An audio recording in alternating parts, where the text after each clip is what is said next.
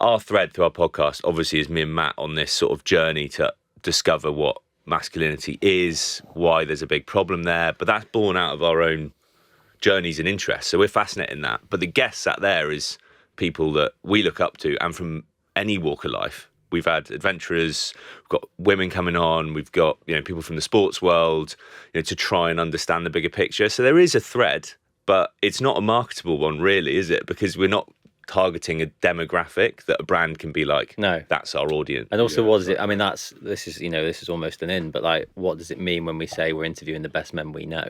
That's our perception or perspective on what makes a good man, which is maybe different from John who's walking down the street right now.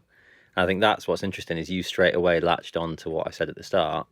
And you said, oh, well, we're aligned on that. Well, what are we aligned on? We're about to find out. But I think there are so many men and women, my wife's in this camp too, who are sort of sat in the middle going, well, I think I know what it means to be a man now, but am I allowed to talk about it yet? I'm not sure. Oh, maybe. And so we've sort of gone, well, go on, let's have a go. We've done the whole, are we going to get cancelled? Are our careers fucked if we do this? That's really interesting, right? Because even you saying that last bit there is I can feel what it means. I can talk about it at home, but how do you contextualise that to the world now about what it is to be a man? But first, it's really cool that you've asked me to come in. I know we've connected many times. I love him. What you've done with your life, and we did a feature for a rugby platform back in the day, and then we recently did a podcast that was received really well. And then we were talking about this show that you were doing, and the fact that you're looking to get good men on, and the fact that you see me like that is really nice. Yeah, and I wouldn't get anyone on that didn't like me, otherwise it'd be really awkward, and they'd slag me off. But maybe we should do that one day. Yeah. I'll find someone that hates you and you find someone that hates me. I don't know anybody that doesn't like you, which really annoys me. I know a few. I can feed you some. That'll do the numbers. They want drama. That's what they want. So, but this is authentic, which is all that matters to me. Well, I know why I look up to you as a man, and again, we're saying this is subjective. But what do you think makes a good man these days? You said you can feel it. Try and contextualise it. Oh gosh, you've gone straight in on the hook. And for the listeners, I haven't been prepped on this, by the way, so it will be from the heart. So ask me again what it makes to be. Yeah, what you said it. You know what it feels like to be a good man. What is that feeling when you're being a good man? What does that feel like? Husband and father would be the two things that are the most important, and I get goosebumps as soon as I say that. There's no better thing than being a husband and being a father. Being a father is one of the greatest gifts of life, and with that comes a responsibility, right? What does it mean to be a father? And I think to me, what it means to be a father is what it means to be a good man. And you need to have values, right? That you need to have something that you live by. How you live your life, like whatever that may be. And I think discipline. I'm sounding like all these buzzwords are going to come out. But for me, discipline is key. And what does discipline mean? There's a load of different things. But for me, it is very kind of simple. Discipline with how we respect people, how we talk to people, how we interact with my wife or their mum. I read a quote the other day saying, the best thing you can do for your son as a father is love your mum. Love the mum. Love your wife. And there's loads of different avenues. I'm not a father. You've got 4 kids. Matt, you're a father as well. I'm maybe on the road to becoming a father. We can chat about that a bit later. And there's lots of different avenues. You need to be a good role model, but it's what they see, I imagine, not what you tell them. In fact, they normally do the opposite of what you tell them. I know I did when I was a kid, but it's what they're seeing, right? I think that's learned behaviour, though, because that, like you say, we'll talk about it in detail later, I think, but I learned slightly later than I wanted to, but early enough, that how I spoke to my wife in front of my children was probably 90% of the battle. In terms of raising, I've got a boy and a girl, raising a son who was a good man and raising a woman who didn't think daddy was scary, a girl who didn't think daddy was scary, which is my greatest fear, by the way. Which, parenting now has never been harder. And I have 4 children, for reference, eldest 14 boy, 12-year-old girl, and twins that are boys and girls. And we can maybe get into it. I grew up in a fatherless household. Not a great relationship with my mum. I was in foster care for a couple of years as a kid. I had a tough upbringing. So I have no reference point, right? So a lot of it is based on feel, instinct, and also being in an environment that teaches you some of the best values in life, which is playing professional sport, rugby specifically, which is a tough sport. So I've really struggled internally, not externally, to understand what it means to be a great father, but also then how do you do it? If you have no reference point as a dad, how do you then copy the good things that your dad gave you? I don't have that. You know what I mean? My wife has it, but from a mum's perspective, it's different. My wife's amazing. You know, she had a stable household. She's got 3 other siblings, mum and dad married. Mum stayed at home, dad went to work, so an old school kind of dynamic. But yeah, like just back to the initial question, I think like for me is husband and father. And then the selfish part comes, because as a man, you know you have to be selfish, right, to be able to be the best version of yourself in them. And some of that is going out to work because you want to work, because you feel value, you want to provide. Instinctively, I want to provide. That's what I like. I don't want to stay at home. And I had a little bit of a battle early on with that, because you play professional sport, very selfish, you go out, do your own thing. And when I retire, you give back to your family time. And there's nothing better than being around your family, of course. But I'm better being away from my family, going out and working and providing, and then coming home and feeling satisfied that I have done my part of the bar. And that's an old school, archaic, some people say, and it's almost against the grain of what society has been telling us for the past 10 years. Yeah. I felt guilty around that sometimes. But that's the selfless man fallacy, isn't it? Of like, that's what I don't know if we're expected to be. I felt conditioned to be like, the kids come first, they're in the centre of the bubble, then there's my wife, Katie, and then there's everything else, and that somewhere out on the fringes is me. My happiness, passions, all this stuff, and like as long as I can keep them cooking, everything's okay. And I realised that actually that is bullshit. Like this idea of being the selfless man as this like blessed creature, this amazing thing, is bullshit. It doesn't work. You know, the whole cliche of put your own oxygen mask on before you help others. My wife has said to me on numerous occasions, why don't you go for a run today? And I go, no, I don't have time. She goes, please go for a run today. I'm like, oh, I see what you mean. Like, you need me to go out and be me, get some energy out, get the endorphins flowing, have some me time, because then I'll be a better husband and a better dad. And I think so many of us, so many men, fall into this, I've got to provide trap. Whereas actually it's more nuanced and complicated than that. I think the understanding of what it takes to be the best version of yourself is something that I've worked through after rugby, because this transition, what they call it after sport, you retire at the age of 34. I know you were a lot younger, Ed, and obviously your journey is very different to a lot of others, but mine, I had a great career, finished at 34, and then it switched off. And I played in a sport which you were celebrated for being violent and for being aggressive. And then when everything switched off like that, and you could no longer be that human. I had Tara Swart, who's a neuroscientist, on. She's been doing the rounds. She just brought out a book, and I had her on my podcast as one of the first guests. And she's been on Theo Von. She's been on Stephen Bannon. She's a big deal, and she understands this space. She understands women. She understands men. She understands the mind, and better than anyone. And she said, the fact that you were violent and aggressive and had all these child traumas, there was no better career for you to be in than a sport which valued that. But the issue comes, you know, transitions are hard anyway, is when you can no longer be that guy, and you have to be that calm, at peace, always present, you know, husband at home, father at home. And I can do them things, but they aren't natural feelings. They are not natural things that I dig into. And that's exactly why I wanted to get you on here, because like rugby's seen as one of the toughest, most violent sports. You know, they say, you know, thugs game played by gentlemen, all of those sorts of things. There's a lot of discipline involved and great values, but you were one of the most violent players in the most violent sport. And so that transition going to being the man you are today, which is why the main reason why I respect you, you know, for having both sides of that coin and being able to compartmentalise it. I want to rewind back to what Jim at 18 coming into rugby going, do you know what, actually I'm really good at scaring people and punching them. And, that's actually given me social status and respect and contracts and finances.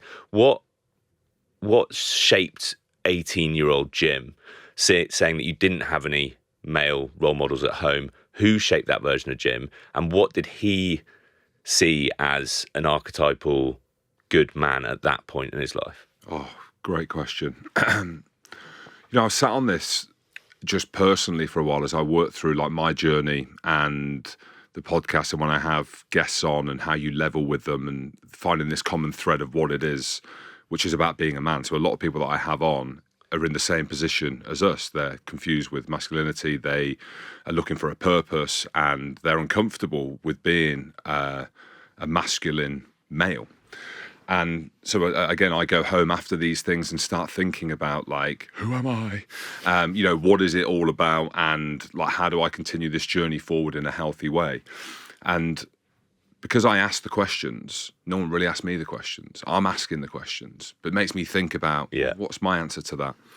So for me, what shaped an 18-year-old version of me, which is probably a good inception point because that's where I got my first professional contract, was desperation. You know what I mean? The feeling of, and that's something that I miss. And again, I'm getting goosebumps thinking about that now. Feeling desperate's a good thing.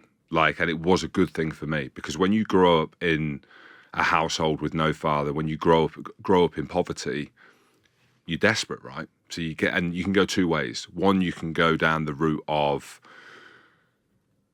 doing what everyone in that social class is doing, and without pigeonholing that social class, a lot of it is crime, a lot of it is stealing your way and fighting your way to status. Because of a lack of opportunity. Because of a lack of opportunity, yeah. Like, I remember when I was younger, that there was no opportunity. Like, rugby didn't exist. I had no idea what rugby was. Like, I for some context, my dad was in the military. We travelled around. Mum and dad divorced just after 91 during the Gulf War, and we moved to a place called Coventry. Okay, edgy. But Coventry was football. So Coventry was football, and we lived in a place called Hillfields, which is one of the roughest places in Cov, which is where the football stadium was. So we'd be on the streets playing football, playing Kirby. Like, I thought sport. I bet you were in goal, weren't you? Being 6'9". Midfield. Scored a goal from the halfway line once. Yeah, went to clear it, toe poked it, top right hand corner. Loved it. I loved football growing up, right? Because there was a cultural cut through in football there. Football's the every man and woman's game. But then we moved from this area to a place which was close to the old Coventry Rugby Club, and I became ball boy there. And I remember it wasn't a paid job, but it was food. Right, and again, this isn't, these are the simple realities. We had no food growing up. Had beans on toast, and by being ball boy, you got the hot dogs and stuff like that at the end. And I was in my element. And at this point, I'm obviously at school. So I'm at school. I'm 6'8" at school, 6'7" at school. I'm this, like, forming into this size early on. So I'm tall, being bullied regularly. That's a good advert for baked beans. That. Exactly. Yeah, exactly.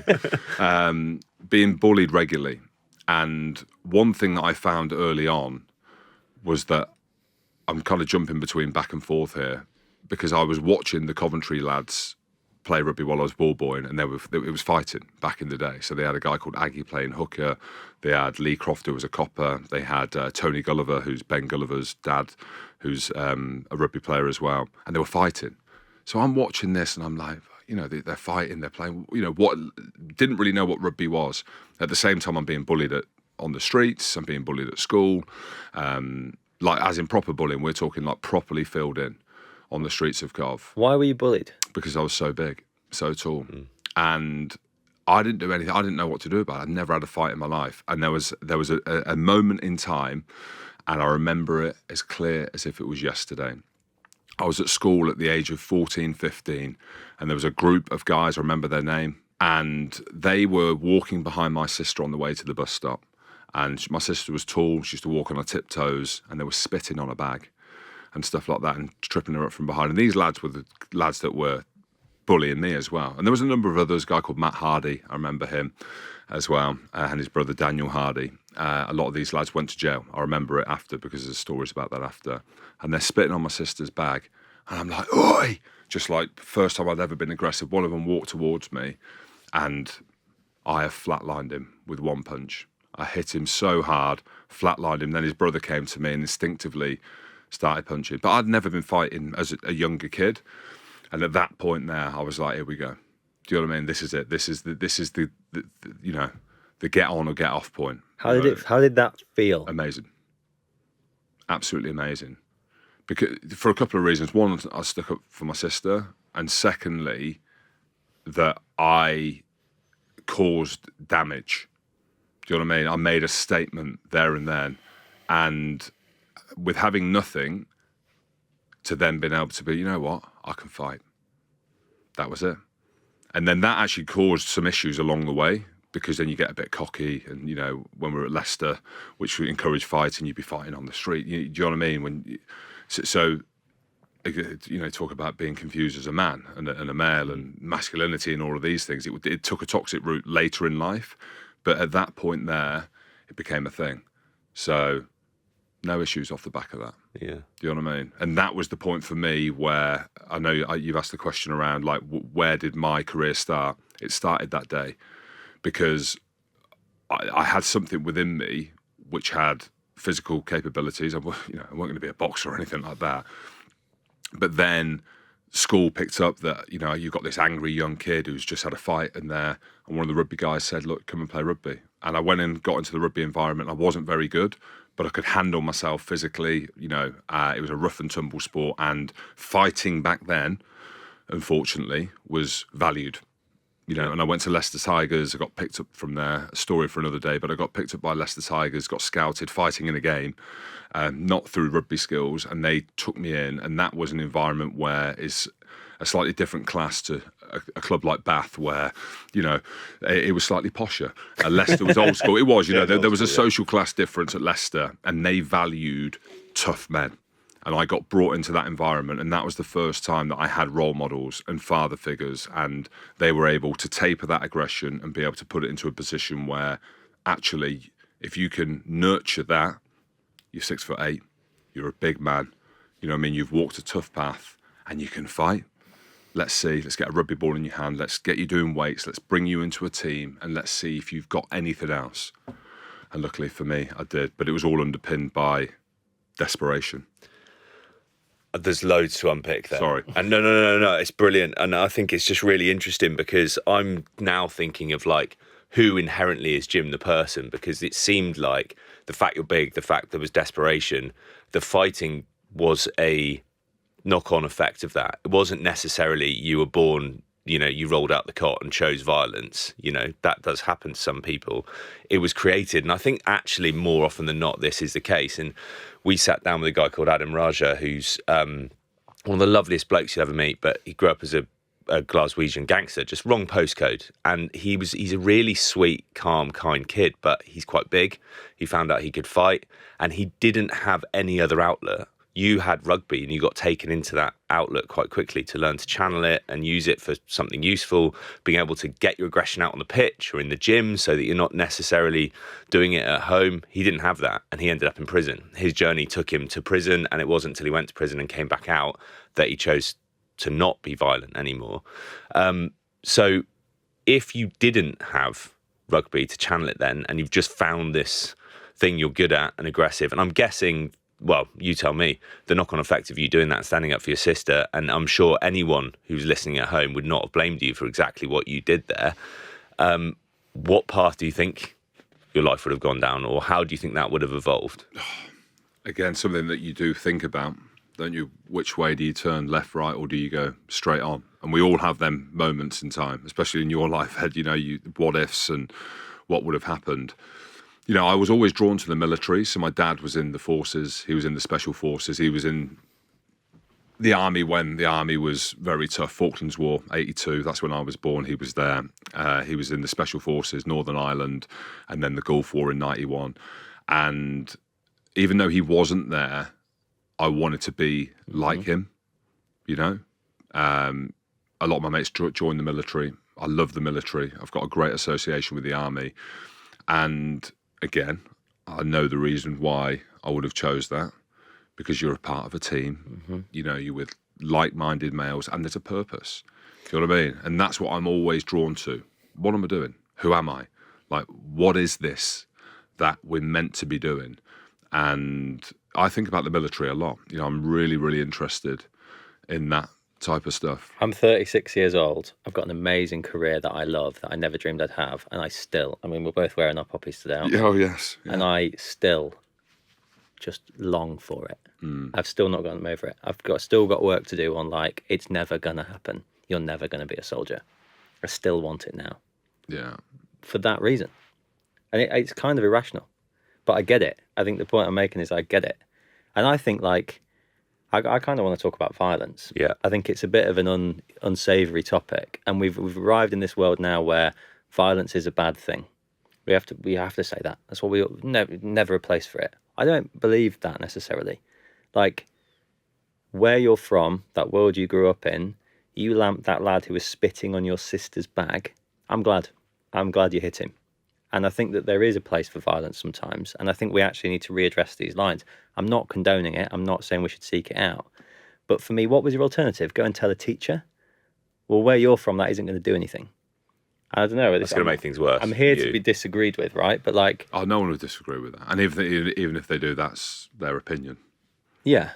But what I wanted to ask you originally is, like, do you regret it? But how could you? Do you? No. Yeah. No, not at all. And, you know, I've had a couple of moments in my life, even on a rugby pitch. One of my most famous moments on a rugby pitch is a fight. So if you were to YouTube my name, right, there ain't many tries on there, which the kids are doing now. There's a lot of fights, but the main one is a fight. Me, first day as Gloucester captain, ended up having a fight against a guy called David Pace for London Irish. Millions and millions and millions of views of us on a rugby field where you're not meant to punch people, of me punching another human being. And I sat with that for a while because I was captain, I was a leader, I had this reputation of being loosely an enforcer, whatever that is. And is that a role model? Is that a leader? Is that the way that I want my kids to see their dad behaving on a sports field? And the answer to that question is that was right for that moment.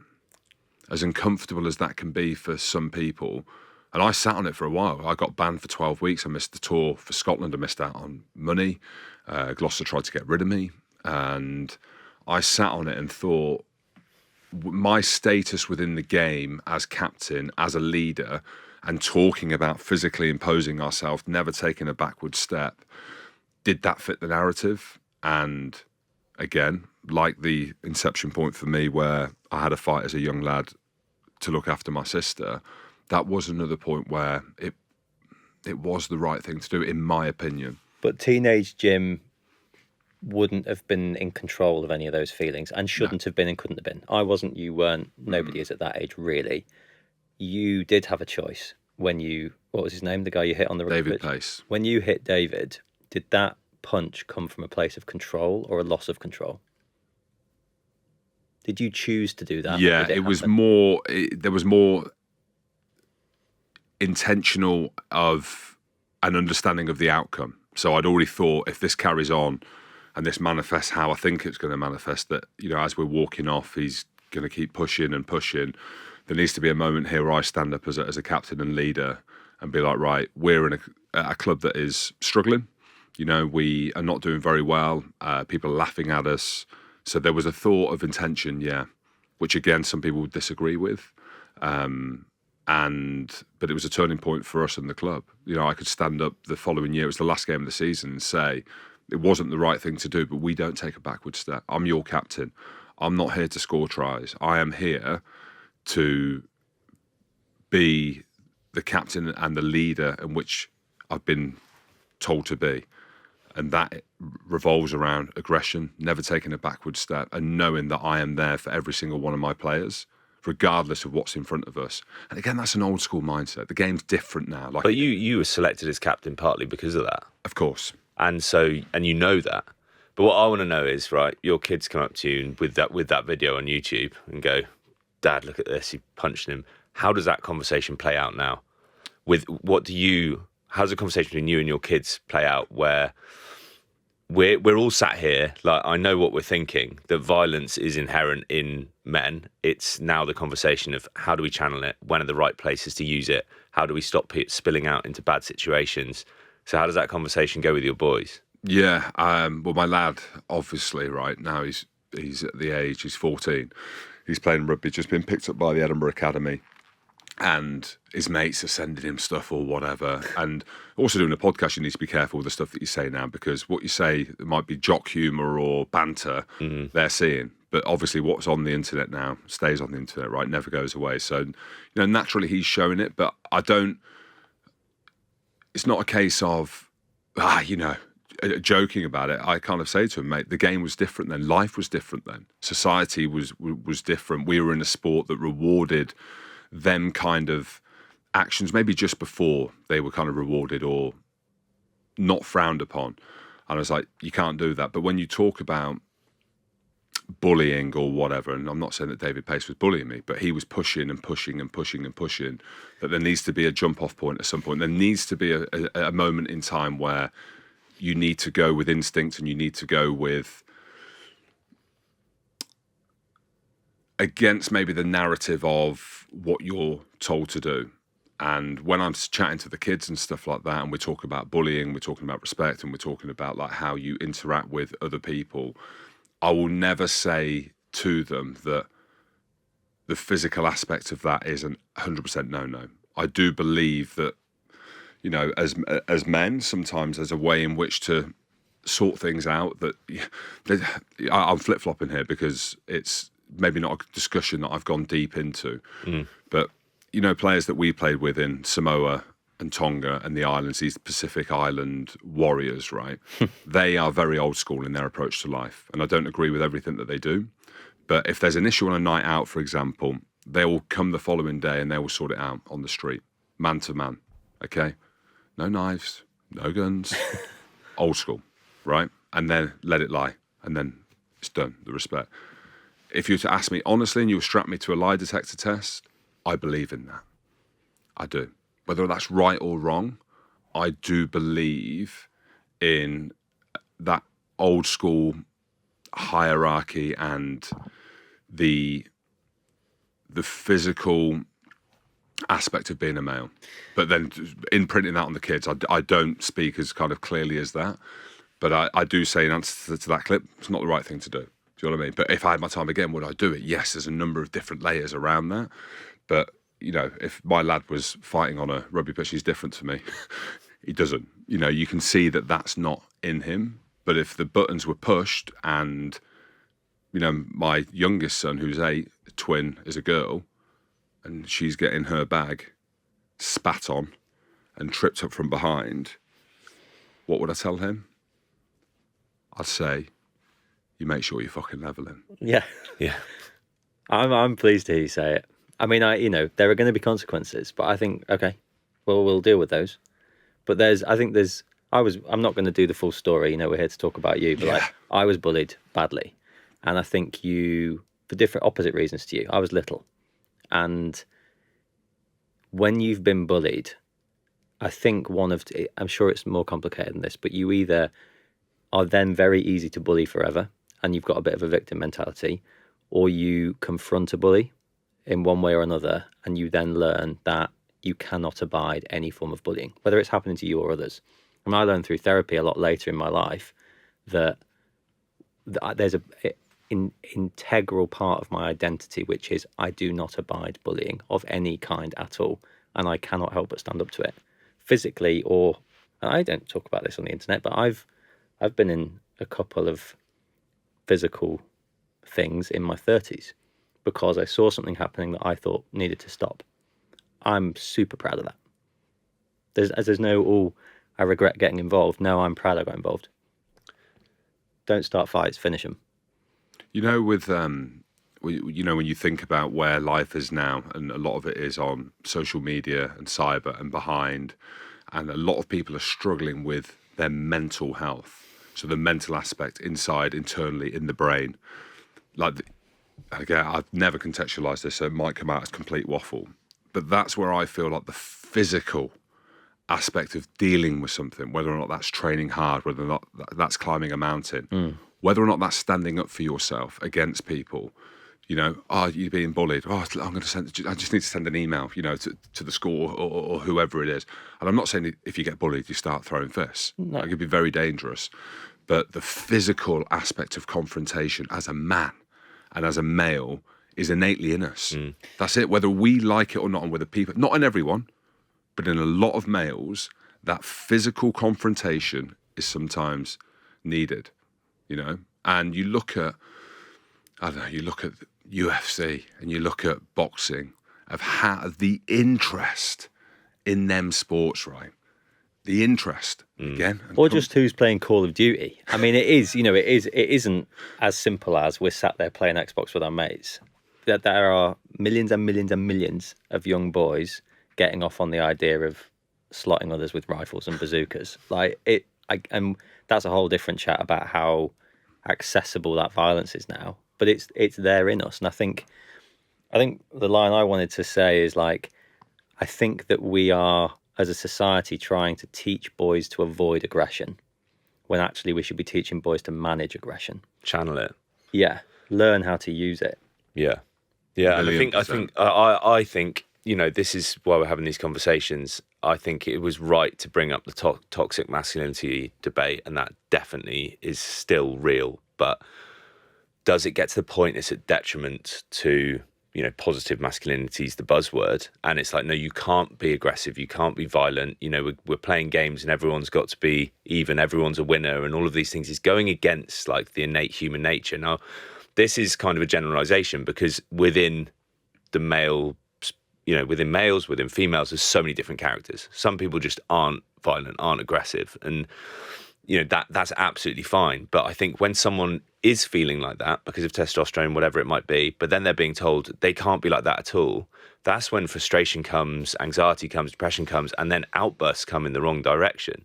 And I know you spoke about it a lot with Aldo, who's another good friend of mine and Matt's, about like the importance of getting outside, of play, of like unsupervised play, falling out of trees, whatever it might be. Blokes getting together, boys getting together and doing that to express that type of innate feeling within them.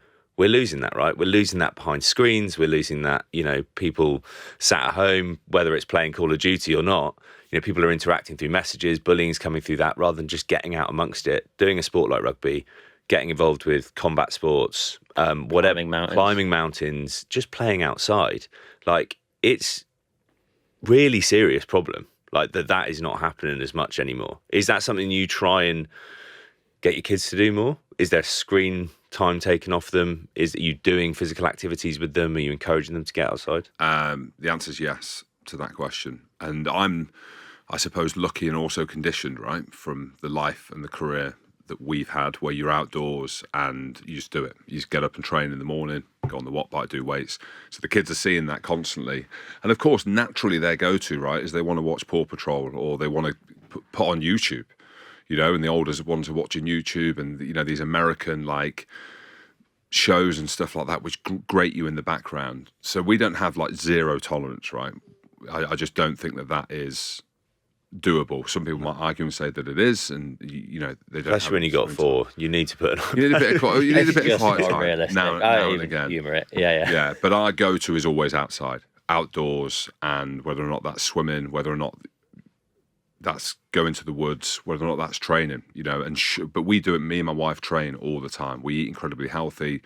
You know, the kids cook at 8. You know, the twins can make themselves scrambled egg and salmon and all of these things, which comes as an expense. As I say, I grew up on beans on toast. They've got the luxury of eating salmon from the Highlands of Scotland, but it's healthy. Daddy, the avocados have gone soft. Yes, of course, it's okay. These are brown avocados.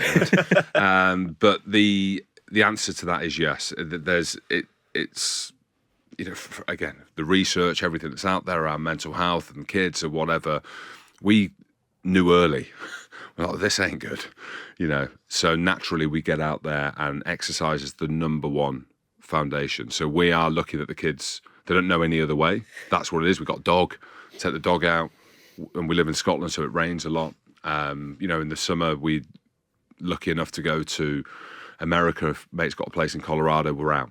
We are out all day. Phone's at home. That's it. Phone's away. We don't need the phone. We're out. That's it. And they're much better for it. It's obvious. But you just alluded to something there that I think, I'm not going to be too nice to you, make you uncomfortable, but that alluded to the fact that you are clearly a good man, in my opinion, which is when you spoke about your wife, I could sense this reverence and this teamwork. And before we got to this stage in the conversation, we didn't know anything about her. So you could guess, you'd be wrong, that you've got big, strong Jim and his kids, and look how much he works out, and look at all the eggs he eats, and we're going out in nature today, and little mum stays at home doing little mum things because she's the little woman. But actually you just said mum trains. Mum, that's like, it just implied this teamwork. We are a team. We are raising the kids together like this. And I think there is a toxicity to the masculinity of this is what it means to be a man, and mummy's over there somewhere being weak. I think the toxicity when it comes to masculinity, I can't think you guys can maybe tell me any other way. I think the toxicity lies in one place, in my mind, is how you value women. I don't know where the other toxic thing is, so maybe you can tell me, or the listeners. When I see toxic masculinity, all I see is lack of respect for women, and a value of what they bring. And I'll say this, and I say it to my wife, she is the number one person in the family. She's the number one person in my life. Like, without her and without the grounding, I mean, I'm in my mind changing. Let's do this, let's do that, let's move, let's do that, yeah, let's do that. And so everything's change, right? And again, that's, you know, from growing up, ADHD, whatever, you know, buzzwords you want to put in there. But the constant thread throughout has been my wife, obviously. We've been together a long time. In what way does she make you a better man? It's just, one, she gets me. So I think that's really important. So she knows me. So she knows that I need to train. She knows that I'm a better man for that. She knows that I need a purpose, right? She knows that if, like, we're having a conversation, not to push certain buttons, but I know that as well. So we know each other. Like, she knows me. I think that that's what it is. The number one thing, and I can say this wholeheartedly, she values me. So she makes me feel as if I am doing enough for my family. So she thanks me. You know, she'll text me and say, Jim, you know what I mean? Like, thank you so much. You know, you're away doing whatever. The odd time I go out and enjoy myself and get loose. And with that thankfulness, it makes me want to get home quicker. It makes me want to get through the door and say, your turn to go and train. You go and see your sister. Because I'm sat there at home and I know and I feel it that she values me. And I think all men need that, right? You know, you're out there, you're grafting, and yes, you're getting a kind of internal purpose and response to yourself and self-worth, but you want to feel that, right, from you, especially if you've got kids as well, because it is that kind of joined up approach, isn't it? And then with that feeling valued, like I said, it you know, whatever you want to do, you go and do what you need to do now. I couldn't agree more. I think, well, and I know Matt agrees as well. I mean, you've hit the nail on the head, and maybe, like, we have women on the podcast. I know the women in our life are so important. I grew up in a household with 3 brothers. My dad was never there. My mum I was a mummy's boy when I was younger, but she taught me values of, she's the hardest working person I know. She's one of the most intelligent people I've ever met, you know, but she was a stay-at-home mum. And so I've always been fortunate to have that, I suppose, respect and value and women run my life now. My agents, women, like everyone in my life, and I love it. I feel comfortable with it, even though I came up through 3 brothers, rough and tumble, into rugby. When there isn't a positive female role model, I think sometimes that can be a situation. But going back to the point of the way your wife treats you, that is an understanding and respect for innately who you are as a man.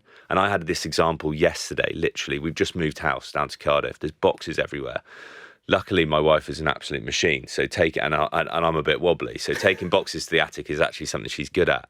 But my laptop broke. I've got loads on at the moment because we're going away for a while. And I was just being really stressed at home. She was like, you need to go out, go to the gym. I was like, yeah, but I need to help with the boxes and feeling guilty. She's like, no, go.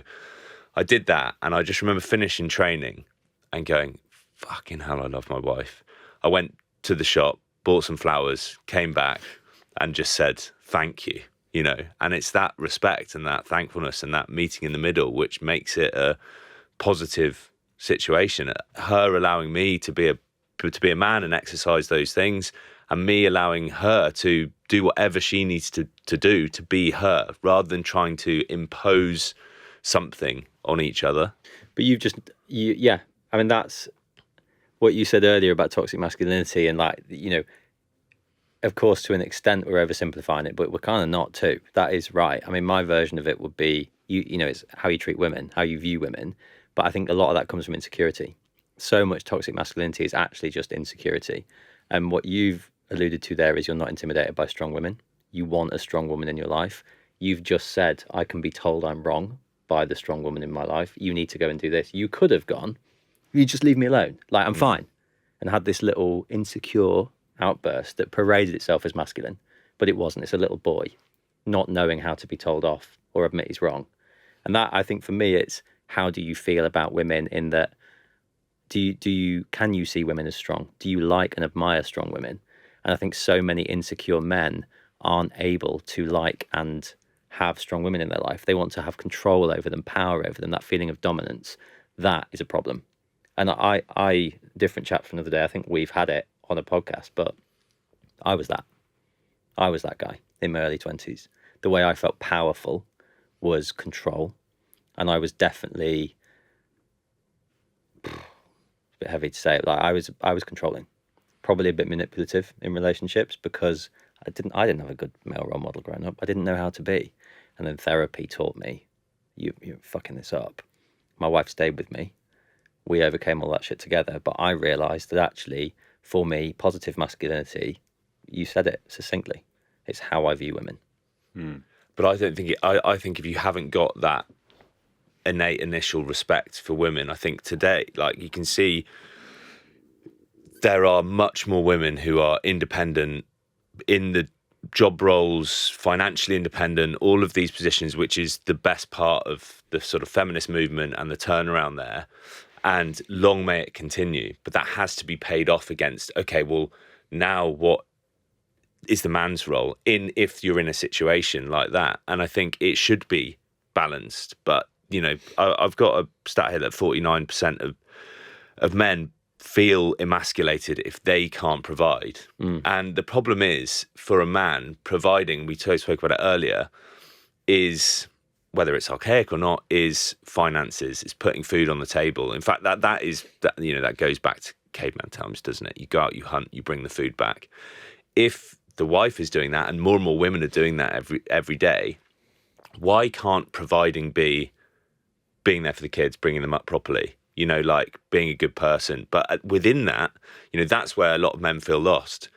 If they're only doing that and not being able to express their sort of masculine energy through rugby, through whatever that might be, then there's this disconnect. And I think a lot of men are feeling lost and confused as to who they are, what their purpose is. And we see, you know, it's a fact. The mental health issues in men, the suicide rates, everything is really, really, you know, it's horrendous. So it's not like an argument whether it's true or not. No. There's something broken, right? Yes, but I feel like we'll never be in that position.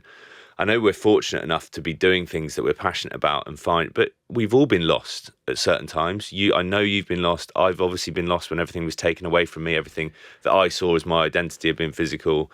When I want to talk to you about when you finished rugby and where you channeled that aggression. But we've all seemed to have this common thread that we've all had a woman by our side that we respect, that we view women in this way, that just because I can't provide at this point and I feel lost, actually I'm okay to be looked after for this period. If you don't have that, I think that's where a lot of the problems come. Yeah. You know, the providing thing's really interesting. So I've got mates that I was a dad quite young, so I don't have many mates that are, want to have 4 kids, but also my age of children. So everything we're going through with teenagers and pre-teens, we're the first. So I can't ring my mate and say, so a lot of people chat to me. And a lot of lads will ring me and be like, did you enjoy looking after the kids when they were younger? The liar in me would have said yes, of course, they're your kids. But the truth, again, lie detector test. No, I didn't know what I was doing, so I felt uncomfortable looking after a baby, holding a baby. Fine, if your wife's there, but if I was looking after the kids by myself, there was no point in me where I was like, this is amazing. Oh, I'm absolutely loving this. Do you know what I mean? So, as an honest man, and instinctively, it wasn't a natural. Nothing about it felt natural, and I struggled with that. So I was like, well, do I love my kids how I should love my kids? There was a confusion. Whereas my mates would say, is it weird when you're looking after a baby by yourself and it's like you don't enjoy it? I said, mate, it's a normal feeling. Well, and we all need you on the phone. Yeah. You didn't have that. Yeah. I didn't think I had it until I made the phone call. My actual line, I've got a mate who's 15 years older than me, really close mate. And I said, I think I'm a psychopath. And he was like, okay, what's happened? I was like, I don't love my kid like Katie loves our kid. And he went, mate, she's grown it. She's 9 months ahead of you on the journey. She's got the hormonal attachment to it. And then the line that has stayed and that I've fed back to every dad since, I'll be sending it to you in an email when it happens, is your relationship is built on shared experience. So you have a responsibility because you've got a baby, they can't do anything. You have to be the one to create the shared experience. And hearing that changed everything for me. Because I was the same as you. Like, what do I do with this? I don't know that I want this right now. Why can't I go on expedition? I've lost my wife too, by the way, which is a whole thing we could maybe talk about, is you have a kid and your relationship with your wife completely changes. Not for the worse necessarily, but it's not just the two of you anymore. Do you want to go out for dinner tonight? Suddenly she's breastfeeding, she's busy, she's hormonal, she's tired, she's just given birth to a child. You are not important anymore. That's a big chat to have. Yeah, it is. I mean, the kids thing is, and fingers and toes crossed for yourself, that it happens. But it does, kids changes everything from an emotional point of view, from a providing point of view, all the buzzwords, right, that are used around being a male, because you throw in the dynamics that you're no longer number one with the wife. Do you know what I mean? The kid isn't, and rightly so. The kid should be number one. Yeah. But then it's like the dynamics of how strong is your relationship? Why are you going out to work? Why are you training? And that's where I always say, having the right partner, because some people just will get with someone because the timing's right and all of these things. And I've been very lucky that wasn't the case with my wife. But a lot of people are with the wrong person. And, as a man, when you're in that relationship at home and you have a woman that doesn't value you, that's what, I don't know whether that manifests itself into then toxic, but it manifests itself in cheating and not wanting to be with your wife and doing other things that you shouldn't be doing that are dishonest, right? But if you feel valued and you have that relationship at home, you won't want to go there. But then that's toxic, isn't it? That if your relationship at home, and I also think that can be chicken and egg. I definitely know people who aren't valued because they are cheating, and but I completely agree with what you're saying. Like it would just never even cross my mind because I'm so happy at home, and it works both ways, right? If the bloke doesn't value the woman, then they're probably going to go and do the same thing. But this is all about comms, because I have to do this succinctly because it will take a while, but we did not have a sweet time, my wife and I, and she didn't realise, and that was on me. So we had a baby. She thinks everything's rosy, as rosy as it can be, we're sleep deprived, all of this. And I actually was drifting into profound loneliness. And it was really problematic. And it was a year or more before I said, and I didn't nail the comms at the start, but I learned too quickly, where I was like, I'm not okay. And I managed to phrase it in a way that wasn't inherently selfish, but she heard it eventually. She was like, okay, well, where's this coming from? What's happened? I was like, I feel like I've lost you.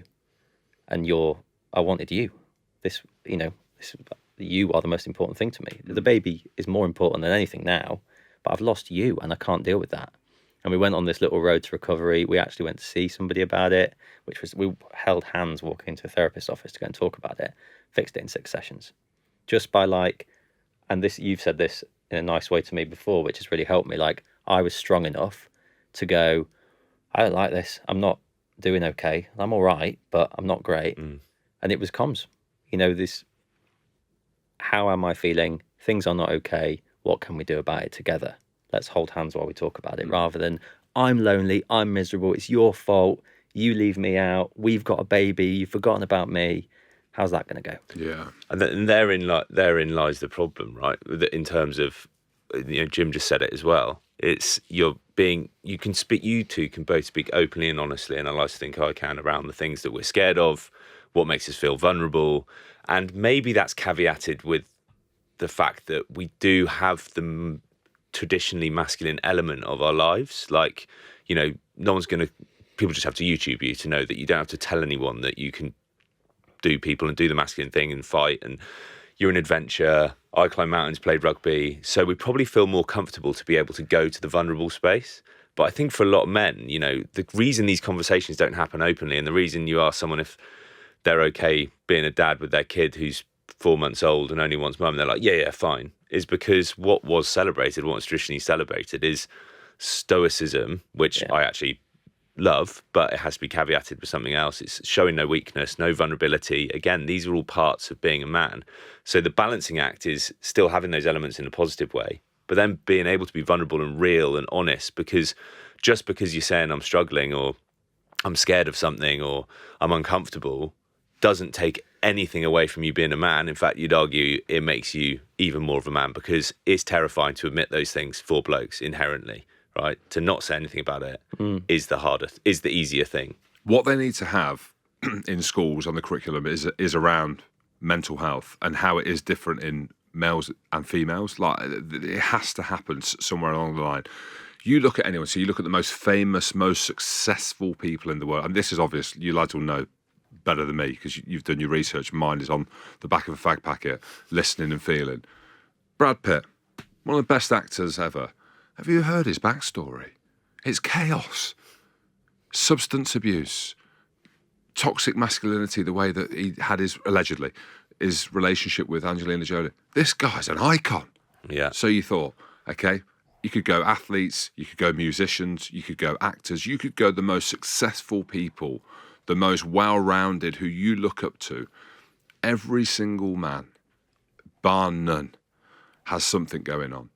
So the people listening to this, we're all the same. Yeah. You know what I mean? Yeah, there'll be the odd anomaly, you know what I mean, that does everything that they can, has their creatine, does their ice bath, does their sauna, does all of these things to mitigate anything about feeling low or feeling lost or feeling purposeless or whatever. It's human nature. It is human. That's what it is. And that's where, obviously now the more the conversations, about talking, and we have a responsibility with the lives that we've lived and the fact that we are comfortable to talk about it. I often think and say, everything's about talking. You need to talk about your feelings. You don't necessarily need to talk about your feelings. You can listen. You can listen and take into, be like, oh, I'm so glad I listened to that because that's me. I don't need to go and tell someone. I'm happy to tell someone because I can speak all day. But if you're feeling low, I genuinely believe you don't necessarily need to go and, if you're feeling really low and you feel like you need to speak to someone and you're at crisis point, yes, I think it's having an understanding, and this is just my view, that you can be there and listening and understand that it's normal to feel low, but you don't need to shed that mask, that masculinity mask, and be like, right, Well, that's why we're having these conversations. It's just like listening is enough. And I think 92% of men who ended up committing suicide had seek professional help.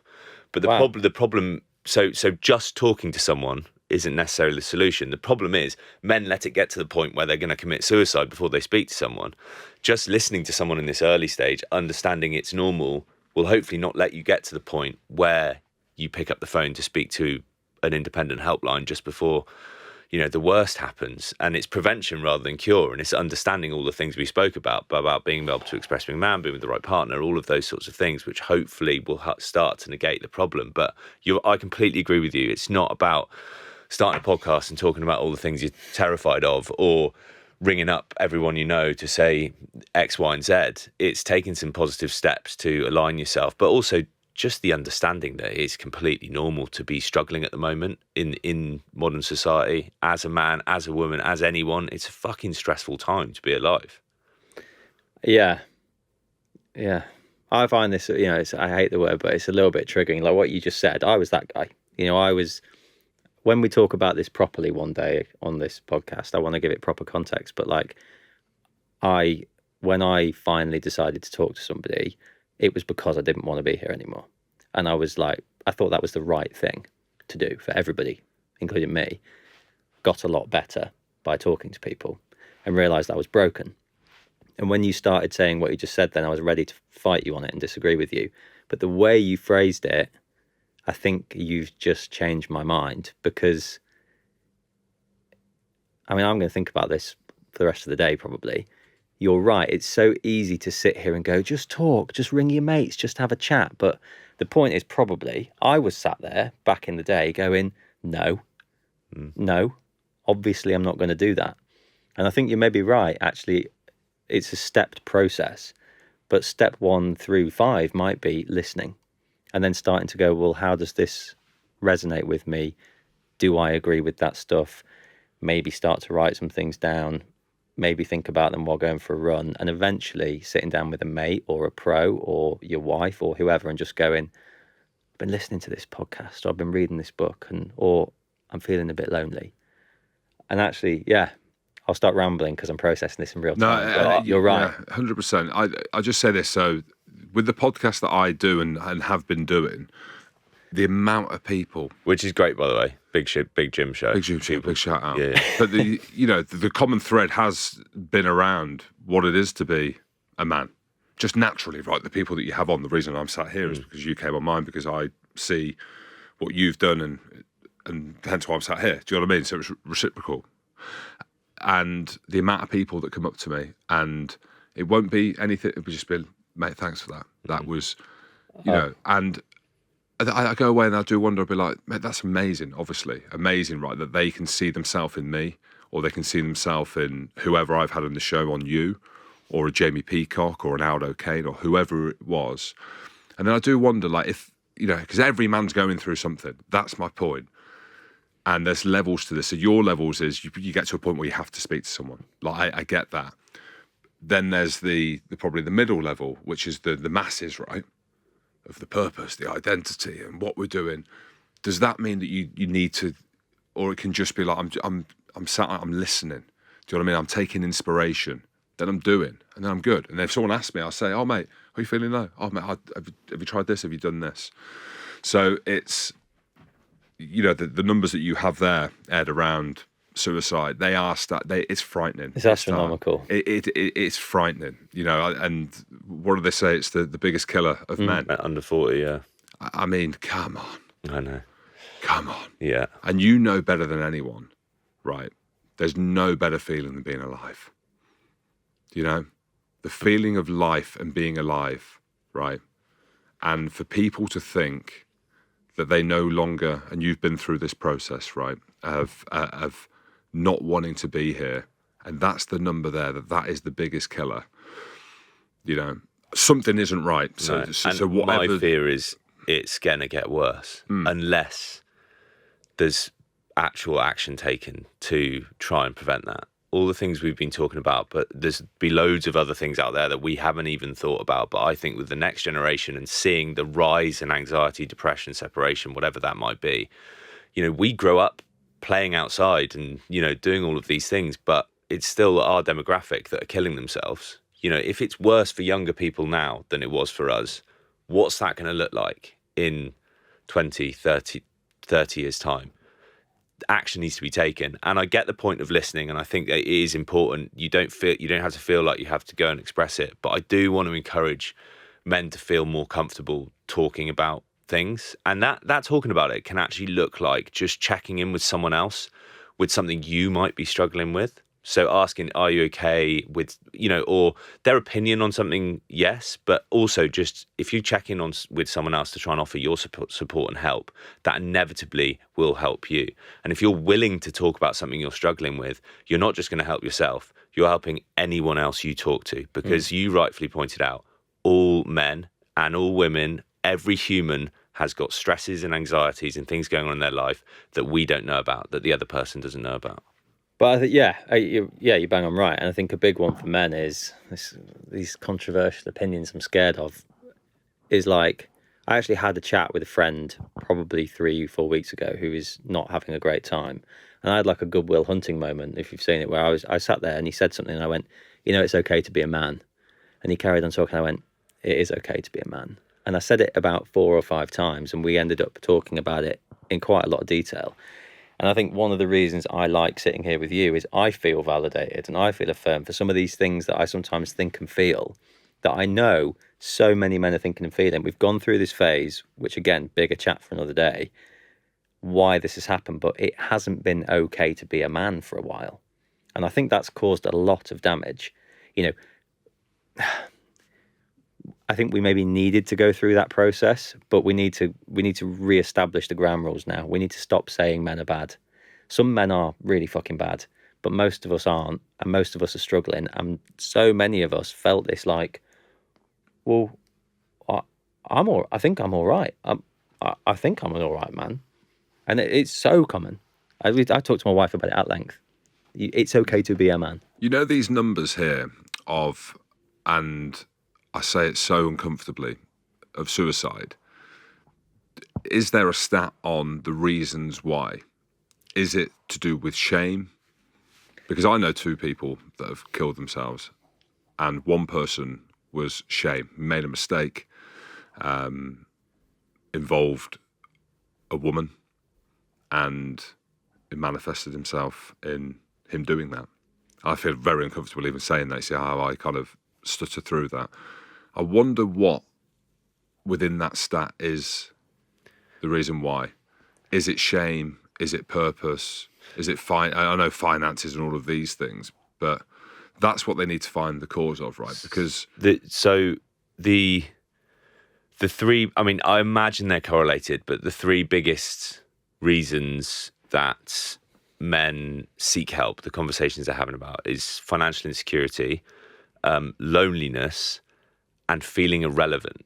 Okay. And I think the third one, feeling irrelevant, is what we've been talking about, right? And where the train seems to be heading at the moment in an uncontrollable manner. Yeah. And needs to be sort of brought back a bit. Well, I think you can unpack so much of that, but there's no great wars. We don't have to be the strong, brave, stoic hero anymore that defends the household. It doesn't exist. That isn't the world we live in mainland Britain, most of us. So we have to find a new version of masculinity, which we've talked about quite a lot over the course of this, finding other ways to channel that, working out that being a positive man with kids who value strong women, that's fucking masculine. There's nothing emasculating about having a strong woman in the house, her earning more than you. That's my setup. But yeah, the irrelevance thing is massive. I think the shame thing is huge. When I was at my lowest, it was shame. It would have been easier to check out than fix all the things I broke. And I decided to fix the things I broke instead. I look at that list there that you've just read out, and I wonder where I fit into that list of struggles. And it would be loneliness. Internally, I suppose, and this is a low level, right? But I'm just kind of thinking out loud, while we're here, and where, if there have been struggles like they have for some man after sport, and it's been lonely. And I say that because it's relevant now, because we were just talking before we came on. I played this game for Ed Slater for the MND community, for the late great Rob Burrow and Doddy Weir, and Ed Slater, who's a good mate of mine who's got MND. And I looked around in the changing room yesterday and around the pitch and all the people that supported, and everyone's smiling in the face of adversity. And the reason why they're smiling is because they're not lonely. We're together. Do you know what I mean? Brothers in arms, connected.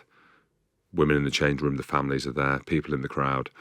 And I say, for me, that's been the biggest shift after sport, is I go from being in an environment with like-minded men. That's why I'm drawn to the military, right? And always have been, because you're with the boys, you're part of a team. Again, buzzwords all along the way, but it's true. And it's relevant for me now, thinking about that is, you know, if there's a void in my life now, and I've got an amazing life, I've got an amazing career, an amazing wife, I've got 4 kids, I shouldn't feel lonely, right? But from where I've come from to what I do now, I would say that would be a position where I'm trying to fill, is a loneliness void. I kind of want to push you on that, because I know you're not doing this, but it's a good example of that cliche of I'm okay. I've got an amazing life. I've got a woman I love. Everything's amazing. Like, is it? Yeah. You know, and I mean, yeah, but is it? No, it is. Yeah, it is. And I have had a lot of time to reflect, you know, with the loneliness stuff and the transition out of rugby. I could have got back into a team, so I could have coached, I could have done this, and I chose the route of being in the media. And people think it loosely media, podcasting, very different to mainstream media. You've done plenty of mainstream media. No, yeah, I've done plenty of mainstream, but you're on the road, you're travelling a lot, it's uncomfortable, it's not as rock and roll as people say. And then in a lot of these things that you do, you then have to put on, like, this is the true version of me. When I do a podcast, it's the true version of me, but it's almost an enhanced version, right? Because you're never this excited in real life. You're not speaking this much. It's not a natural thing to do. So you get the best version of that person, and then you go from here, and then you get back on the plane, and you're on your own again. So I've used it as a real personal development thing. Like I've said to myself, right, you've got a choice here. Join the army if they let me in, and get back into the team environment, which won't give me the life and the lifestyle that I want, or I can really try and dial into this feeling of what it is and like how I can feel comfortable being uncomfortable or not natural to what that feeling is. But yeah, I'd say that's the by the way, I'm good. Like I can sense that. I am good, but I think about it. But I do think a lot. And I'm really lucky because there's so many. I love podcasts, right, of all different ones. I'm easily manipulated as well. Like I listen to Theo Von, I'm like, I want to be an idiot like him. Or I listen to Joe Rogan, I want to be like him, but not the right-wing version of him. You know, I'll listen to all these things and I take all these things in. And a lot of the stuff that I take in is from positive men. You know, the positive stuff from that and understanding that it's okay to feel. But it's also okay to be you, because like, I think there's no cookie cutter answer to like a stereotype or an archetype of a bloke that you have to be. We're all different as human beings. So you've got to understand what your values are and how you can lean in those directions. Take inspiration from different people.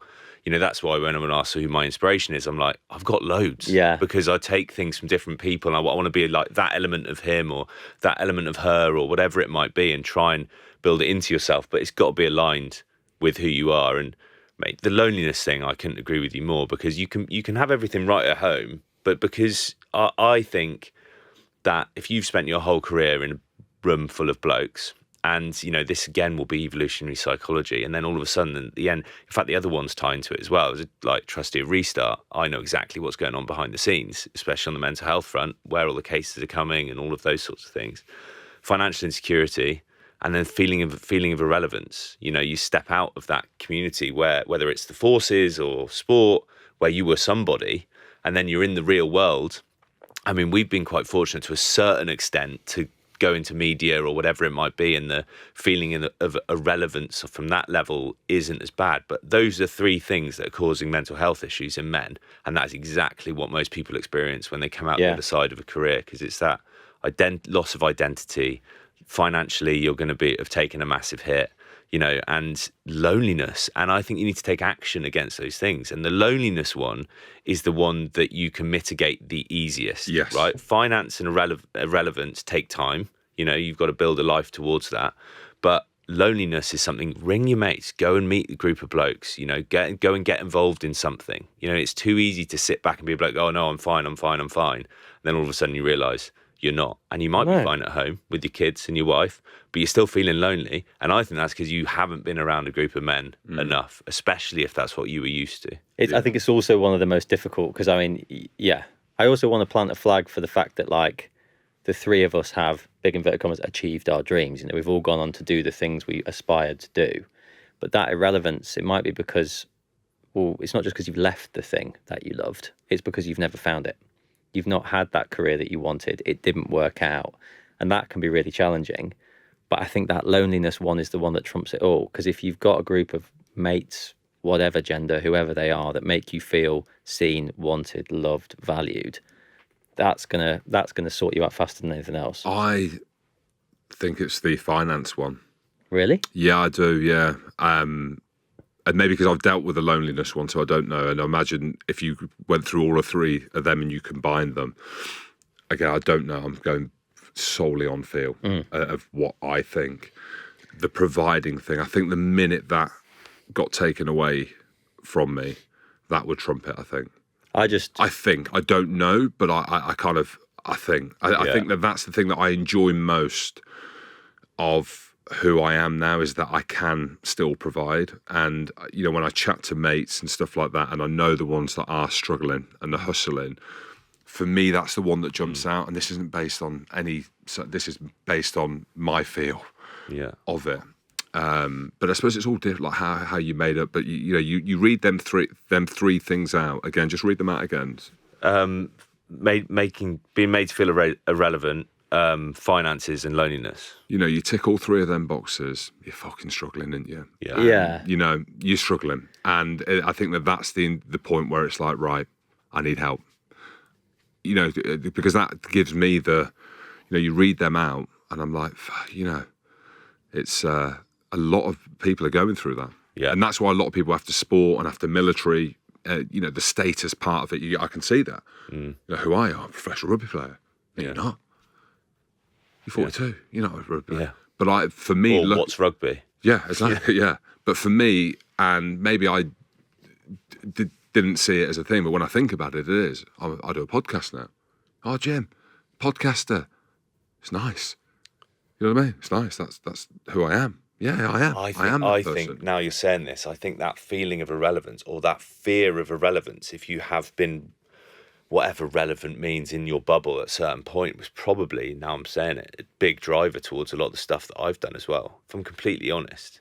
You know, like, when life gets flipped upside down and everything gets taken away, first of all, learn to walk again, be in a position where you're not going to be a burden on other people. That was a big driver for me. Again, probably driven heavily by masculine energy, testosterone. If the opposite of being able to provide is having to be provided for, you know, by everyone else. But then after that, you know, I've started the charity. I get a huge amount back from helping other people, but tied into that, podcast, books, film, like that's probably just as much driven by a fear of irrelevance as it is for wanting to positively inspire other people. I'm thinking very out honest. Here. Yeah. I mean, we've all got our own versions, haven't we? But like, I always wanted to be a National Geographic film director, and just, you know, I am one now. You know, you are one. I am. That's cool. Is that the yellow magazine? Yeah, I collect them. Yeah. Collect them. The first pair of boobs I ever saw. So you've done a good job. Nat Geo. 10 years old in the toilet. Oh my God. But I say that with no ego attached to it, because the point here is, you know, I've been clapped at by hundreds of people on stage. You boys have been clapped at by thousands of people as you walk on and off pitches.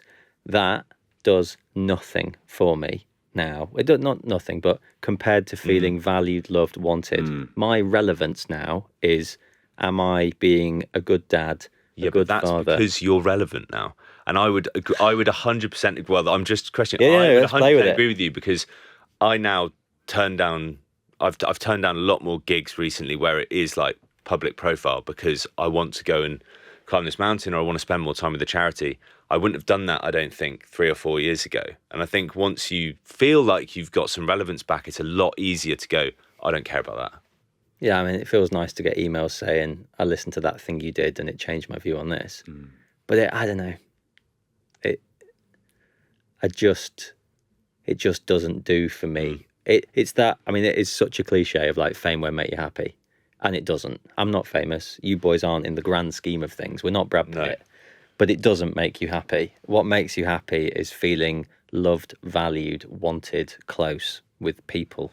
And I think like it's more about irrelevance than it is about relevance. That's interesting. And I think like feeling irrelevant can be being at home in a either either single and you're at work where no one values, you're at a job where no one values you, you're not adding any value to your friends or whatever that might be, you isolate yourself and you start to feel irrelevant, or you're in a wrong sort of relationship where the person you're with, whether that be your husband or your wife, doesn't respect you, that feeds into irrelevance as well, right? It's not it's not being famous, you know. Yeah, I think if you have the other two, if you have the purpose of earning and you can provide and you can do them things and you have a network of people, they would be the most important things for me. But then you are relevant to your family. That's the sort of the point I'm making. Yeah. So there you go. I know some really, really good men who don't have social media and nobody knows who they are outside of their community. And they're very happy, grounded, decent men. And you'd say legend. You'd be like, right, well, what's that? Well, I sort of envy them a bit. They give me this little pang of insecurity of like, why can't I be that happy with content? That's called exactly. I'd love to be content. Do you know what's funny? I don't know if you. I'm impressed by someone's CV, right? I'll be impressed by it, but I could not give a shit about who that makes them as a person. I only care about who they are as a person. Post rugby, the further you get from it, you don't want to just hang around with the superstars.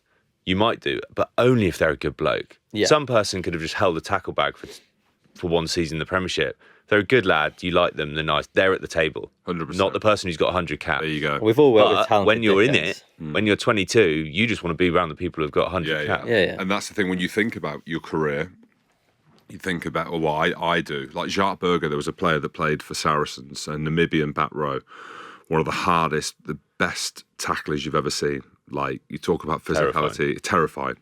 He's got some clips of actual doing rugby things. And, you know, he said, just randomly, he's like, you Oaks and stuff like that. He said, I remember these days for the rest of my life. He said, I won't remember the Premierships and the Champions Cups. He said, I remember the boys. I remember of course. this. And he's so right. That's what I remember. You know, when I think about my career, if you were to mention someone, you either go, oh, yeah, I remember him. But if there was a good one, you smile. Like, I went on someone else's podcast and they were asking me about my career and all the best moments, and they were expecting like proper war stories, like climbing mountains, falling in crevasses, getting arrested by the Russians, all this stuff. I was like, best moments of my career usually involve sitting somewhere with my closest mates, having either done something hard or about to do something hard. It was all about the people. Yeah, 100%. Yeah. I'm conscious of No. You. Well, no, you go. You need to run. No. But I want to ask you, as a father, if your sons were going to listen to this conversation, what have you not said that needs saying? It's a good question. It's a great question. Thanks, Ed. Wrote it on the train. It's almost like you do this for a living. You might need to feed me a little bit. What I'm trying to get at here is, what's the message? You know, we've talked a lot. We've been around the houses. We had some structure, which we absolutely have not stuck to. And this conversation's turned, whether we include this or not, we'll decide in the edit this exact moment. But like, this is the last moment we're going to get to have together on this podcast. What do you need to say to men, to your sons, that you haven't had the chance to say yet today? I'm going to waffle a little bit. Go for it. And then we'll see where we go. Because we have said it. Life is tough. It is. I genuinely believe we need it to be tough. Like, I want life to be tough for my kids. I want it to be uncomfortable. And there's a part of that where I want to control that, right? I want to control where that is. But I think the best version of them will come from where I'm not in control and they're not in control of what that is. I want them to feel what it feels like to be desperate. And that for me is so hard, because to be desperate, you have to be uncomfortable. And I don't want them to be uncomfortable how I was. But I want them to know it's going to be tough, but it's going to be okay. If you can surround yourself with good people, you love your siblings, and you treat people decently, good things will come to you. And I promise them that. So if I'm not here tomorrow and they listen to this, as their father, I promise them, if they have them things, if they are decent, if they are respectful, and they understand that life will be tough, and that is life, right? And that's a good thing. And you use that they'll be fine.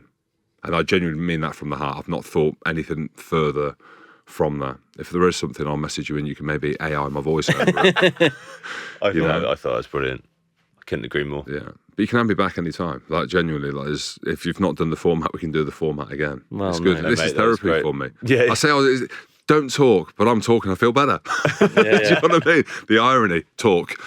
Well, that's something that keeps happening. It's happened every time, is we walk out of this booth, and sometimes we've mentioned it, sometimes we haven't, but I walk out of this booth going, that's why I do this. You know, if we delete this recording now, I have achieved a lot today personally. Yeah.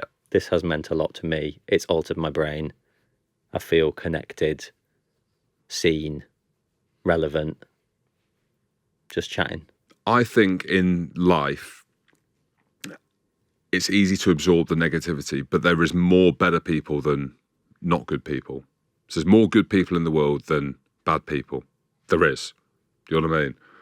And you just need to go towards the good people. Like, energy breeds energy and positivity. And like, I'll go away from this, like, inspiring, and look at all your stuff that you've done.